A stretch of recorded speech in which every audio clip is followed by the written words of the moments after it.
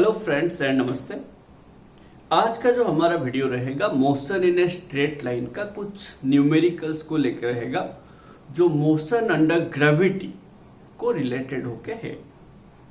तो आज हम देखेंगे कुछ ऐसे न्यूमेरिकल्स जो थोड़ा हमें कंफ्यूजिंग लगता है बच्चों को एंड थोड़ा प्रॉब्लम आता है समझने में, तो उसको आज हम अच्छे से समझेंगे। उसी टाइप के क्वेश्चन हम करेंगे कैसे वो आज हम अच्छे से समझ के देखेंगे, ठीक है ना।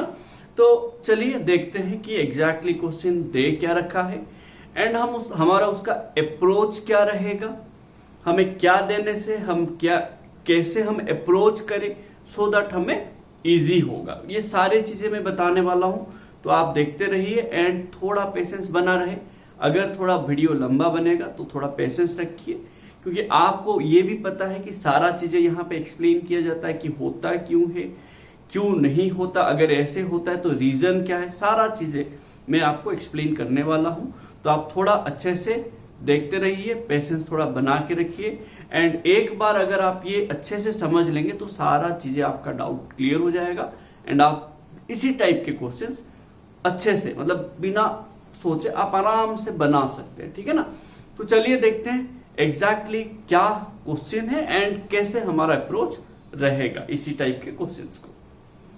देखो हमें बोला गया, ध्यान से सुनेंगे भाई, हमें बोला गया कि अगर हमारे पास एक बॉडी, देखो स्ट्रेट लाइन में मतलब जो मोशन इन स्ट्रेट लाइन में हम लोगों ने पढ़ा कि एक हॉरिजॉन्टल स्ट्रेट लाइन में होता है मोशन, एक वर्टिकल स्ट्रेट लाइन में होता है मोशन और एक इंक्लाइंड स्ट्रेट लाइन में होता है मोशन, ठीक है ना। तो अभी हमेशा आपको बोला गया कि जो स्ट्रेट लाइन में मोशन हो रहा है आप वहां पे देखिए पहले कि एक्सीलरेशन कांस्टेंट है ना एक्सीलरेशन वेरिएबल है। अगर आपका एक्सीलरेशन कांस्टेंट है तो आपको उसी के लिए इक्वेशंस बोला गया एंड अगर इक्वेशंस वेरिएबल है तो उसके लिए आपको अलग से इक्वेशंस बोला गया। ध्यान से समझिए। तो अगर आपका एक्सीलरेशन कांस्टेंट होगा, ध्यान से समझिएगा, फिर हम इस क्वेश्चन पे आएंगे, ठीक है ना। सो देखिए थोड़ा सा हम क्या पढ़ रहे हैं। देखो मैं आपको बार बार बोलता हूं कि जब भी आप motion in a straight line में लेंगे क्वेश्चंस, आप पहले देखिए कि आपका एक्सीलरेशन कांस्टेंट है या नहीं है। अगर एक्सीलरेशन कांस्टेंट होगा उसका अप्रोच अलग रहेगा, अगर एक्सीलरेशन वेरिएबल होगा तो उसका अप्रोच अलग रहेगा। तो अगर वेरिएबल एक्सीलरेशन होगा तो हमारा इक्वेशंस मोशन अलग है, अगर कांस्टेंट एक्सीलरेशन रहेगा तो हमारा इक्वेशंस ऑफ मोशन अलग है। तो ध्यान से सुनिए। तो ये जो हमने पढ़ा कि अगर हमारा एक्सीलरेशन कांस्टेंट होगा तो हम क्या करते हैं रे भाई, अगर हमारा एक्सीलरेशन कांस्टेंट होगा तो हम लोग क्या करते हैं, ये इक्वेशंस लेते हैं v equals to u plus a t, s equals to ut plus half a t square and v square equals to u square plus 2as। But अगर हमारा एक्सीलरेशन वेरिएबल होगा तो हम ये इक्वेशंस यूज नहीं कर पाएंगे, समझ लेना। ये जो हमने पढ़ा ये तीन इक्वेशंस हम तब भी यूज करेंगे जब हमारा एक्सीलरेशन कांस्टेंट होगा। भाई दिमाग में रख लीजिए ये चीजें कि अगर हमारा एक्सीलरेशन कांस्टेंट होएगा तो ही हम ये तीन इक्वेशंस यूज करेंगे। बट अगर हमारा एक्सीलरेशन वेरिएबल होगा सो हम लोग ये तीन इक्वेशन यूज नहीं कर सकते, बट उसके लिए अलग इक्वेशंस ऑफ मोशन है। आप पढ़े हैं या नहीं पढ़े मुझे नहीं पता एग्जैक्टली, बट ऐसा होता है कि भाई अगर एक्सीलरेशन वेरिएबल है तो आप ये सब यूज नहीं कर सकते, उसके लिए अलग इक्वेशन से। क्या होता है ये ना, हम ऐसे पढ़े थे डिफरेंशिएशन एंड इंटीग्रेशन। तो a इक्वल्स टू हमने पढ़ा था dv बाई dt। तो इसके ऊपर मैं ज्यादा डिस्कस नहीं करूंगा, इसके ऊपर हम और एक वीडियो बनाएंगे। आज का जो हमारा चीजें हैं हम उस पर ज्यादा फोकस करेंगे, ठीक है ना। तो वैसे और एक इक्वेशन था v dv बाई ds और एक इक्वेशन था v equals to ds by dt। तो ये जो तीनों इक्वेशन है ये हम एक्सीलरेशन वेरिएबल होने से यूज करेंगे एंड ये जो तीन इक्वेशन है ये हम एक्सीलरेशन कांस्टेंट होने से यूज करेंगे। देखो आपको जब मोशन अंडर ग्रेविटी में बोला गया, आपको क्या बोला गया कि भाई अगर एक बॉडी अंडर ग्रेविटी मूव करता है, ग्रेविटी क्या होता है भाई, आप थोड़ा दिमाग लगाइए, ग्रेविटी क्या होता है ना भाई। ग्रेविटी ये होता है एक फोर्स जो हमें अर्थ प्रोवाइड कर रहा है। सो दैट हम अर्थ के सेंटर की तरफ खींचे हुए चले जाए। तो उसी ग्रेविटी के वजह से जो एक्सीलरेशन आता है, उसी एक्सीलरेशन को हम बोलते हैं एक्सीलरेशन ड्यू टू ग्रेविटी। मतलब समझिए, एक्सीलरेशन ड्यू टू ग्रेविटी होता क्या है ना, अगर बात समझिए, जो फोर्स अर्थ हमें दे रहा है वो ग्रेविटी है। तो अगर हमें पता क्या है भाई, अगर फोर्स मिलेगा, तो अगर हमें फोर्स मिलेगा तो हमारे में एक्सीलरेशन आएगा। ध्यान से समझिए, अगर हमारे में एक फोर्स काम करेगा तो हमारे में एक्सीलरेशन आएगा। अभी बताइए, जो ग्रेविटी है वो कौन प्रोवाइड कर रहा है? हमें अर्थ दे रहा है। तो अर्थ बोल रहा है कि तुम नीचे की तरफ आओ। तो हमें बात समझिए, हमें जो फोर्स मिल रहा है, कौन दे रहा है? अर्थ। जो फोर्स मिल रहा है उसी के वजह से हम में ना एक एक्सीलरेशन आ जाता है। तो हमें जो अर्थ फोर्स दे रहा है वो कौन है? ग्रेविटी। तो दैट ग्रेविटी फोर्स के वजह से हमारे में जो एक्सीलरेशन आ जाता है, that is known as acceleration due to gravity. भाई समझ रहे हो मेरा बात? तो वो जो होता है क्या है? Acceleration due to gravity. तो यहां पे देखिए, जो एक्सीलरेशन ग्रेविटी के वजह से जो एक्सीलरेशन आता है वो कांस्टेंट है। तो उसके लिए आप यूज करेंगे ये वाले इक्वेशंस। ध्यान से समझिए, तो ए का जो वैल्यू होता है प्लस और माइनस जी होता है। ध्यान से समझिए, बट कांस्टेंट होता है। तो जब कांस्टेंट होगा आप ये इक्वेशंस यूज कर सकते हैं। तो देखो, ग्रेविटी का जो एक्सीलरेशन ड्यू टू ग्रेविटी वो कांस्टेंट होता है ना भाई। तो हम लोग ये सारे इक्वेशंस यूज करेंगे, ओ वाले इक्वेशंस यूज नहीं करेंगे, क्योंकि वो तो वेरिएबल एक्सीलरेशन के लिए था। समझ रहे मेरा बात? तो बात ये मैं बोल रहा हूं, अभी हम ये सारे इक्वेशंस यूज करके हम अपना सॉल्व करेंगे क्वेश्चंस। बट थोड़ा ध्यान लगाइए कि हम प्लस जी कब लेते हैं, माइनस जी कब लेते हैं। देखो, सोचो, आपके पास, ध्यान से समझिए, आपको बोला जाएगा कि आप ना ऐसे ऊपर की तरफ जा रहे हो। ध्यान से सुनो, हमेशा हम ये ए का वैल्यू डिसाइड करते हैं इनिशियल वेलोसिटी का डायरेक्शन से। मैं क्या बोल रहा हूं समझिए, हम लोग हमेशा ये ए का वैल्यू प्लस जी लेंगे या माइनस जी लेंगे, और डिसाइड करते हैं इनिशियल वेलोसिटी का डायरेक्शन से। मैं क्या बोल रहा हूं, मैं फिर से रिपीट कर रहा हूं, मैं क्या बोल रहा हूं, थोड़ा सा आप ध्यान दीजिए। मैं ये बोल रहा हूं कि हम जो ये gravity, acceleration due to gravity G का वैल्यू प्लस और माइनस जी लिखे हैं, हम वो प्लस जी लेंगे या माइनस जी लेंगे, वो हम डिसाइड करेंगे किसका डायरेक्शन से? इनिशियल वेलोसिटी का डायरेक्शन से। मतलब क्या है, अगर मैं एक बॉडी को ऊपर फेंका, अगर मैं बॉडी को ऊपर फेंका तो इनिशियल वेलोसिटी का डायरेक्शन ऊपर है, हाँ कि ना भाई? ध्यान से सुनिए, अगर मैं एक बॉडी को ऊपर फेंकूंगा, इनिशियल वेलोसिटी का डायरेक्शन ऊपर है, तो मैं ए का, देखो ए का जो डायरेक्शन है वो जी होगा। तो जब मेरा, ध्यान से समझिए, ध्यान से समझेंगे, जब मेरा इनिशियल वेलोसिटी ऊपर होगा तो मैं ये ए को माइनस जी लूंगा। अगर मेरा इनिशियल वेलोसिटी नीचे होगा तो मैं ए को प्लस लूंगा। ध्यान से समझिए मैं क्या बोल रहा हूं। हमेशा हम देखेंगे कि ए का वैल्यू प्लस जी लेंगे या माइनस जी लेंगे, वो कौन डिसाइड करेगा? इनिशियल वेलोसिटी यू का, बात समझो, इनिशियल वेलोसिटी यू का क्या डायरेक्शन, यू का डायरेक्शन। अभी देखो, ये यू का डायरेक्शन ऊपर है, ए का डायरेक्शन नीचे है, तो ये दोनों अपोजिट हो गया, तो यू होगा, यहां पे आप यू को पॉजिटिव लोगे एंड ए को नेगेटिव लोगे। समझ पा रहे हो रे भाई मेरा बात? ध्यान से समझिए, अगर आप नीचे आ रहे हो, इनिशियल वेलोसिटी नीचे है, समझ लो नीचे होगा, तो हमेशा याद रखिए इनिशियल वेलोसिटी नीचे है, जी भी आपका नीचे, जी तो हमेशा नीचे है, जी भी नीचे है, तो आप दोनों को प्लस ले सकते हो।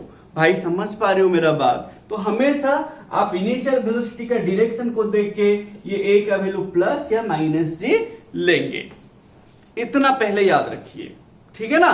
देन देखो, यहां पे देखियो, ये जो एक्सीलरेशन कांस्टेंट होने से जो तीन इक्वेशन है, आप थोड़ा ध्यान दीजिए। यहां पे ना भाई 5 वेरिएबल है, ध्यान से सुनिए, 5 वेरिएबल है। 5 वेरिएबल हमने उसको नाम दिया वास्तु करके, हमने उसको नाम दिया वास्तु करके। देखो 5 वेरिएबल है टोटल ना, हमारे पास 5 वेरिएबल है वास्तु करके, ठीक है? अभी देखो, हर हमारे पास 3 इक्वेशन है, देखिए आप अच्छे से देखिए, 3 इक्वेशन है, 1 2 3। देखिए 3 इक्वेशन है, 5 वेरिएबल है, टोटल 5 वेरिएबल है, हमारे पास 3 इक्वेशन है एंड हर इक्वेशन में देखिए 4 वेरिएबल है, हर इक्वेशन में देखिए 4 वेरिएबल है। यहाँ पे V stands for final velocity, U stands for initial velocity, A constant acceleration, T time. तो देखो यहाँ पे 4 वेरिएबल है, तो V देखो बात U A T 4 वेरिएबल है, इसमें भी 4 है, इसमें भी 4 है। तो मैं क्या बोल रहा हूं, ये जो 5 वेरिएबल नेम वास्तु बोल के है, इसमें से अगर आपको 3 वेरिएबल दे देगा, बाकी 2 आप निकाल सकते हो।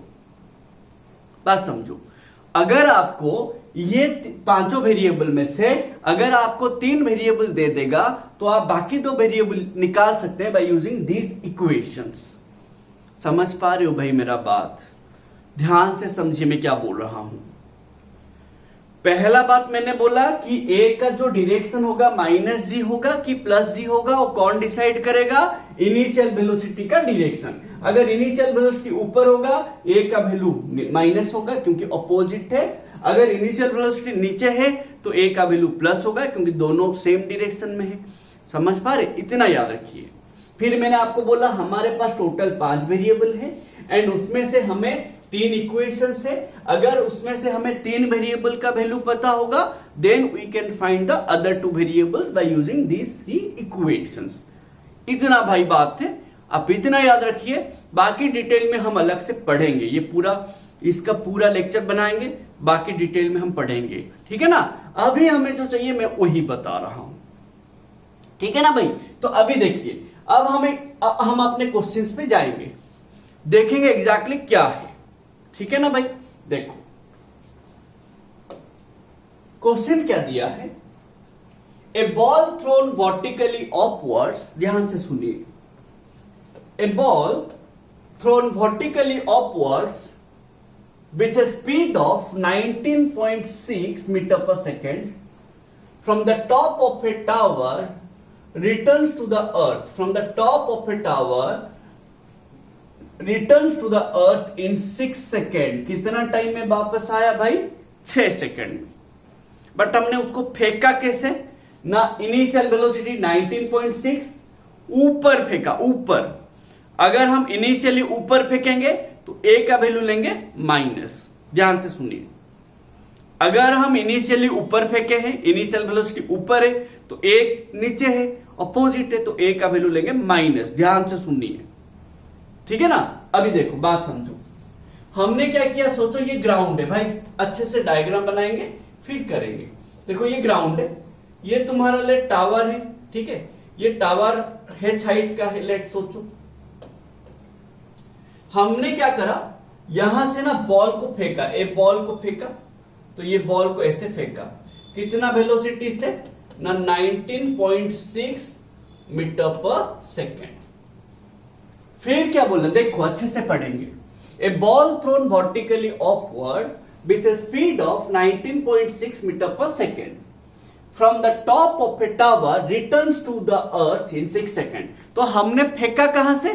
टावर का ऊपर से। सोचो ये टावर है, टावर का ऊपर से फेंका, तो यहां से फेंका। जब हम यहां से फेंके, ये क्या किया, फिर ऊपर गया, फिर ना नीचे जाके ग्राउंड पे पहुंचा। कहां पे पहुंचा? यहां पे नहीं पहुंचा, पहुंचा जाके ग्राउंड पे, अर्थ में। भाई ये अर्थ, नीचे अर्थ है, ये मेरा टावर है, ये वो जो सरफेस ऑफ द टावर है, सरफेस ऑफ द टावर मतलब जो अर्थ है, ठीक है ना, ग्राउंड है, समझ रहे हो। टॉप ऑफ द टावर मतलब पूरा बिल्डिंग का ऊपर से, तो आपने बिल्डिंग का ऊपर से फेंका ऊपर, बिल्डिंग का ऊपर से फेंके ऊपर, समझ रहे हो भाई। देखो बहुत इंपॉर्टेंट चीजें ये सारा चीजें, बहुत अच्छा क्वेश्चन है, इसको थोड़ा समझो पहले। तो मैंने यहां से फेंका, यहां से जब फेंका, ये भाई जाहिर सा बात है ऊपर जाएगा, ऊपर जब जाएगा इस पे ग्रेविटी काम कर रहा है नीचे की तरफ। तो देखो बात समझो, मैं इसको ऊपर फेंका, बट ग्रेविटी, अर्थ क्या बोला भाई, तुम ऊपर कैसे चला जाएगा, तुम नीचे आओ, क्योंकि ग्रेविटी जो है ना इस पे काम कर रहा है एंड उसके वजह से इस पे एक्सीलरेशन आ रहा है नीचे की तरफ। बट इसका इनिशियल वेलोसिटी था तो ये कुछ देर ऊपर जाएगा। कब तक जाएगा? जब तक उसका वेलोसिटी 0 नहीं हो जाता, जब तक उसका वेलोसिटी 0 नहीं हो जाता। फिर ये क्या करेगा, यहां से फिर से नीचे आएगा। तो मैं ये बोल रहा हूं, ये पहले जाएगा, एक हाईएस्ट पॉइंट को जाएगा, लेट ये हाईएस्ट पॉइंट एम है, फिर ये m से आएगा यहां तक, फिर ये m से आएगा यहां तक। तो देखो ये जो है ना बॉल का इनिशियल पोजीशन है, ये क्या है बॉल का इनिशियल पोजीशन है, ये क्या है फाइनल पोजीशन है, ध्यान से समझिएगा, ठीक है ना। देखो तो बॉल क्या किया भाई, इनिशियल पोजीशन से ऊपर गया, फिर बात समझो ये क्या है तुम्हारा हाईएस्ट पोजीशन है, हाईएस्ट पोजीशन है, ठीक है। देखो तो इसको आप पॉइंट ऑफ प्रोजेक्शन भी बोल सकते हो, इसको पॉइंट ऑफ स्ट्राइक बोल सकते हो, इसको क्या है पॉइंट ऑफ स्ट्राइक बोल सकते हो। जहां से बॉल को आप फेंकते हो वो पॉइंट ऑफ प्रोजेक्शन होता है, जहां पे बॉल आके फिर स्ट्राइक करता है वो पॉइंट ऑफ स्ट्राइक होता है, इतना आप याद रख सकते हो, ठीक है ना। देखो भाई इसका ना पूरा लेक्चर बनाएंगे, टेंशन मत लो, मैं अभी आपको एक बस क्वेश्चन बना रहा हूं, इसका पूरा मोशन एंड स्ट्रेट लाइन का भी पूरा लेक्चर बनेगा, थोड़ा आप मेरे को टाइम दे दो बस, ठीक है। देखो तो ये मेरा पॉइंट ऑफ प्रोजेक्शन होगा, ये हाईएस्ट पॉइंट जाएगा, वहां पे हाईएस्ट पॉइंट पे वेलोसिटी 0 हो जाएगा, फिर वहां से वो नीचे आएगा, नीचे आके कहां स्ट्राइक किया, वो बोला कि ग्राउंड पे, ग्राउंड है ना आपका फाइनल पोजीशन है, ठीक है ना भाई, समझ रहे हो। तो देखो आपको ऐसे बोला गया, देखो बात समझिएगा, आपको ऐसे बोला गया कि आप ना यहां से सोचो, यहां से मैं यहां से राइट साइड गया 10 मीटर, समझो मैं यहां से राइट साइड गया 10 मीटर, तो मेरा डिस्प्लेसमेंट कितना 10 मीटर, फिर मैं वहां से यहां तक आ गया तो मेरा डिस्प्लेसमेंट कितना 0। याद करो थोड़ा चीजें, मैं ये पोजीशन से मैं राइट साइड गया 10 मीटर तो मेरा डिस्प्लेसमेंट 10 मीटर होगा, तो मैं वहां से फिर यहां तक आ गया तो मेरा डिस्प्लेसमेंट कितना होगा 0 हो जाएगा। अब मैंने क्या किया, यहां से फिर पीछे की तरफ गया, मेरा डिस्प्लेसमेंट क्या होगा नेगेटिव। याद करो चीजें, अगर हम एक तरफ जा रहे होंगे फिर वहां से पीछे आके जहां से स्टार्ट किए वहां से फिर पीछे जाएंगे तो हमारा डिस्प्लेसमेंट नेगेटिव आएगा, है कि ना। ध्यान से सुनो, एंड यहां पे भाई ध्यान से सुनेंगे, यहां पे जो हमारा एस है ना वो डिस्प्लेसमेंट होता है, डिस्टेंस नहीं होता, वो डिस्प्लेसमेंट होता है, समझ रहे हो मेरा बात, ये सब ना डिस्प्लेसमेंट है। तो देखो मैं क्या बोल रहा हूं, मैं आपको बोल रहा हूं, देखो अगर मैं सोचो मैं यहां से ऊपर गया, यहां से ऊपर गया, मेरा डिस्प्लेसमेंट लेट 10 मीटर है, फिर मैं यहां से यहां आया, डिस्प्लेसमेंट कितना हो गया टोटल 0, फिर अगर मैं यहां से नीचे जाऊंगा तो मेरा डिस्प्लेसमेंट क्या होगा नेगेटिव होगा। वैसा ही सिचुएशन है, अरे भाई समझ रहे हो, लेट मैं यहां से यहां गया 10 मीटर, फिर यहां पे आ गया 0, फिर इससे अभी पीछे जाऊंगा तो क्या हो जाएगा ना, मेरा डिस्प्लेसमेंट नेगेटिव हो जाएगा। समझ पा रहे हो मेरा बात। तो अभी देखिए ये मेरा इनिशियल पोजीशन है, तो ये इनिशियल पोजीशन से क्या हुआ, बॉडी हाईएस्ट लेवल तक गया, हाईएस्ट पॉइंट, तो मेरा लेट यहां से यहां डिस्प्लेसमेंट हुआ स्मॉल h, ठीक है। फिर जब देखो ये हाईएस्ट पॉइंट से फिर यहां आएगा, डिस्प्लेसमेंट कितना 0, फिर जब देखो फिर यहां से जब नीचे की तरफ आएगा, नीचे की तरफ, तो डिस्प्लेसमेंट क्या हो जाएगा नेगेटिव, डिस्प्लेसमेंट क्या हो जाएगा नेगेटिव। अरे भाई समझ पा रहे हो मेरा बात, तो यहां पे डिस्प्लेसमेंट आ जाएगा नेगेटिव। देखना हम जब करेंगे आंसर नेगेटिव में आंसर आएगा, समझ पा रहे हो भाई मेरा बात। तो यहां पे हमारा देखना जो डिस्प्लेसमेंट आएगा ना वो नेगेटिव आएगा। देखो ये जो h का वैल्यू आएगा नेगेटिव आएगा, h का वैल्यू नेगेटिव आएगा, देखना आप समझ रहे हो मैं क्या बोल रहा हूं। हमें क्या पूछा है रे, find the height of the tower ना, देखना नेगेटिव आएगा। मैं बार बार बोल रहा हूं, क्यों नेगेटिव आएगा, क्योंकि हम पहले स्टार्ट किए ऊपर गए, फिर ऊपर से वहां तक आए तो डिस्प्लेसमेंट 0 हो गया, फिर उसका नीचे आ रहे हैं तो डिस्प्लेसमेंट नेगेटिव होगा। हम निकालेंगे ये, समझ रहे हो। एंड ये पूरा देखो, पूरा प्रोसेस के लिए टाइम कितना दिया है t, पूरा प्रोसेस के लिए टाइम कितना दिया है t। तो देखो हमारा डिस्प्लेसमेंट -h है, हम अगर -h ना भी ले तो आएगा। तो हमारा इक्वेशन देखो, हमारा टोटल टाइम कितना दिया है रे भाई 6 सेकेंड। ये पूरा प्रोसेस के लिए कितना हो रहा है, टाइम कितना लग रहा है 6 सेकेंड। मतलब आप इनिशियल पोजीशन से हाईएस्ट पोजीशन गए, हाईएस्ट पोजीशन से फिर फाइनल पोजीशन आए, तो यहां से यहां फिर यहां से यहां तक आने के लिए आपको लगता है टाइम 6 सेकेंड। भाई देखो बहुत छोटी छोटी जो चीजें होता है, जो बेसिक चीजें होता है ना, वही आपको इंपॉर्टेंट है। आप बोलोगे सर इतना आप डीपली जा रहे, भाई जो छोटा छोटा चीजें होता है ना वही मैटर करता है। देखो हम ना देखो हम लोग पढ़ा के क्या होता है ना, टीचर लोगों को जो बेसिक होता है, जो फंडामेंटल चीजें होता है बहुत छोटे लगने लगता है, बट वही छोटे छोटे चीजें आप लोगों के लिए नया है, तो वही सब आपके लिए बहुत बड़े चीजें, बड़े बड़े मतलब मायना रखता है। तो बात यह है जब आप छोटे छोटे बेसिक चीजों पे ध्यान दोगे तो आपका इंप्रूवमेंट हो जाएगा। हर सब्जेक्ट में आप बेसिक चीजों पे फोकस कीजिए, आपका इंप्रूवमेंट हो जाएगा।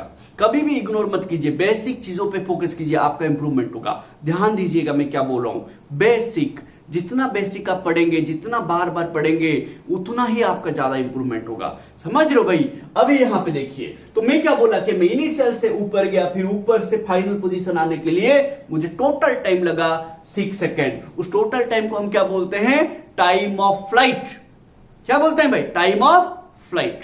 समझ रहे हो? अभी मैं आपको बोल रहा हूं कि मेरा डिस्प्लेसमेंट आया नेगेटिव, क्यों आएगा वो भी मैंने आपको बताया कि क्यों आएगा। फिर टाइम हमारा आया 6 सेकेंड। देखो अगर हम नेगेटिव ले लेंगे, डिस्प्लेसमेंट नेगेटिव नहीं आएगा। हमारा जब आंसर करते करते जाएंगे, देखना नेगेटिव आएगा। मैं निकालता हूं। अब देखो हम ऊपर फेंके हैं तो u को क्या लेंगे? Plus 19.6 metre per second. But इसका ग्रेविटी कैसा है? नीचे है ना, नीचे है ना भाई, है कि ना? देखो भाई ग्रेविटी जो होता है नीचे है, हमेशा ग्रेविटी क्या होता है भाई? नीचे की तरफ होता है। ग्रेविटी जो है ना नीचे, तो क्या ले लेंगे ग्रेविटी को ना? ए का वैल्यू ले लेंगे -g, that is -9.8 metre per second square. अरे भाई समझ पा रहे हो? हाँ ना? अब बताइए हमें निकालना है ये h, यही वैल्यू हमें निकालने हैं भाई, यही वैल्यू निकाले। तो हम क्या करेंगे? देखो हमें s निकालने हैं, हमें s निकालने हैं, u दिया है, a पता है, t दिया है, तो s निकालने हैं। UTA दिया है, हम कौन सा इक्वेशन लेंगे? कौन सा इक्वेशन लेंगे? देखिए इसमें से आप कौन सा इक्वेशन लेंगे? 1 2 3 में से कौन सा लेंगे? मैं 2 लूंगा तो मेरा आ जाएगा आंसर। हाँ कि ना भाई? देखो अगर मैं 2 वाला इक्वेशन लूंगा मेरा आंसर आ जाएगा। क्या करूंगा मैं ना? s बराबर ut plus half AT square. तो एक u कितना है भाई मेरा? 19.6 t 6 सेकेंड माइनस हाफ, ये 9.8, ये t स्क्वायर, तो 6 का स्क्वायर। देखो इसको मैं सॉल्व करूंगा, देखना s नेगेटिव आएगा। यहां पे -h मैं लिखा हूं ना, मैं s को नेगेटिव पहले से ले लूंगा, नहीं आएगा, माइनस माइनस प्लस हो जाएगा। समझ रहे हो? देखो s ना, देखो आप समझे ना भाई, s इक्वल्स टू -h क्यों आएगा मैं बता रहा हूं। देखो यहां पे क्या हो जाएगा? देखो 19.6 से मैं इसको कैलकुलेट, देखो मैं ब्लाइंडली पहले मल्टीप्लाई नहीं कर दूंगा। आप लोग क्या करते हो? क्वेश्चन देखिए, फॉर्मूला समझ गए, ध्यान से सुनो। हम लोग करते क्या है जनरली, हम लोग क्या करते हैं भाई कि हम लोग देखे कि क्वेश्चन पढ़ लिए, क्वेश्चन समझ आ गया, फिर हम देख लेते हैं कि इसमें ये फॉर्मूला लग जाएगा। फॉर्मूला भी लगा दिए, वैल्यू भी लगा दिए, फिर हम लोग क्या करते हैं? प्रैक्टिस करते वक्त हम छोड़ देते हैं कि हाँ ये तो हो जाएगा, हमें तो पता चल गया कि कौन सा फॉर्मूला लगेगा, वैल्यू क्या निकालना है, क्या दिया है पता चल गया, आप छोड़ देते हो। ये गलती मत करना भाई। हमेशा आप ट्राई करना कि प्रैक्टिस पे ही ना पूरा आंसर निकालो। प्रैक्टिस पे ही जब आप आंसर निकालोगे, समझ रहे, प्रैक्टिस में आंसर निकालोगे तो आपका कैलकुलेटिव वाला माइंड बढ़ेगा। जब आप कैलकुलेटिव वाला माइंड बढ़ेगा, एग्जाम पे और ज्यादा टाइम नहीं लगेगा। बात समझिए, जब आप एग्जाम में बैठेंगे तब भी आपका दिमाग चलते रहेगा। अगर आप अभी छोड़ देंगे, हाँ ये तो हो जाएगा, हमें तो पता चल गया, तब और नहीं होगा। तब आप बैठते रहेंगे, कैलकुलेशन करते रहेंगे। समझ रहे हो बात को? टाइम वेस्ट हो जाएगा। इसीलिए गलती से भी ऐसे मत छोड़िएगा।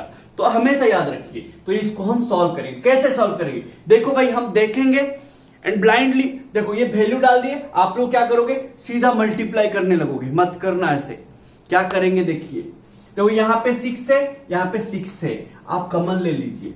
कॉमन ले लेने से क्या हो जाएगा? देखो मैंने 6 कॉमन ले लिया तो क्या हो जाएगा? यहां पे क्या बचा? 19.6 माइनस, यहां पे देखो 9.8 है, उसको रहने दो, ये 6 रहेगा ना, ये 6 रहेगा, ये 1/2 रहेगा। भाई समझ पा रहे हो मैंने क्या किया? अभी देखो ये 6 रहा, इसको मैंने क्या किया, 19.6 को 9.8 इंटू 2 करा, 9.8 इंटू 2 करा, माइनस ये देखो 9.8 है, 9.8, ये देखो 2 को मैंने काटा 3 में। प्रॉब्लम है क्या भाई? तो यहां पे 9.8 इंटू 3 है ना, है कि ना, इंटू 3 है। देखो सही है ना भाई? देखो यहां पे फिर 9.8 भी कॉमन जाएगा, तो ये क्या हो जाएगा, 6 इंटू 9.8, ये 2 माइनस 3 कितना हो जाएगा, -1, है कि ना। तो ये कितना आ जाएगा, 98, 9 6 54, 8 6 48, 54 प्लस 4.8 कितना, 58.8, 58.8, ये माइनस है, माइनस मीटर। तो देखो S नेगेटिव आया ना, S माइनस एच, देखो S हमारा क्या था, माइनस एच, S यहां पे नेगेटिव आया, तो हमारा H इक्वल टू कितना, 58.8 मीटर। भाई ये कैलकुलेशन समझे ना, कैलकुलेशन समझे कि नहीं बताइए भाई। हमेशा ना पूरा आप ब्लाइंडली मत कर दीजिएगा। देखो यहां पे आप क्या करते, 36 का स्क्वायर 36 डाल देते, नहीं करना है ऐसे। आप ट्राई करो कि क्या कम से कम कैलकुलेशन हो, ज्यादा से ज्यादा आप कट करने की सोचो पहले, आप पहले से मल्टीप्लाई करने के बारे में मत सोचिए। आप हमेशा जब आपका और कट नहीं होगा, जब आप डिवाइड नहीं कर पाओगे तभी आप मल्टीप्लाई कीजिए। समझ रहे हो मैं क्या बोल रहा हूं? आप हमेशा कैलकुलेशन कैसे करेंगे, आप पूरा क्वेश्चन में देखिए कि पूरा वैल्यू डाल दिए, आप पहले डिवाइड करिए, पहले कट करिए, क्या कट हो रहा है पहले काट दीजिए, देखना लास्ट को और कट कुछ नहीं होगा।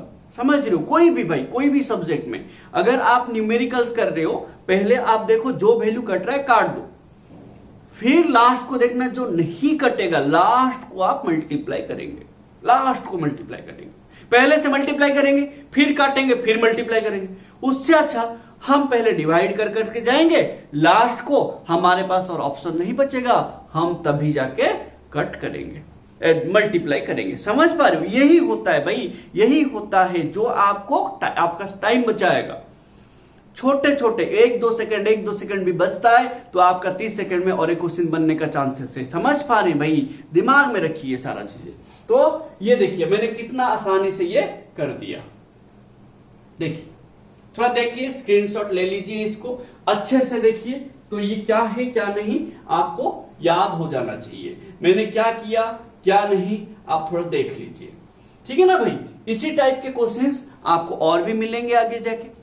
तो आज के लिए आपका वीडियो देखना, आप अच्छे से वीडियो देख लीजिएगा, एंड क्या क्या आप सीखे वो आप कमेंट में भी बता सकते हैं। Thank you for watching this video with patience. इतना पेशेंस रखने के लिए थैंक यू, एंड होप आप अच्छा करेंगे एग्जाम में। आपके जो भी एग्जाम दे रहे हैं, ऑल द बेस्ट।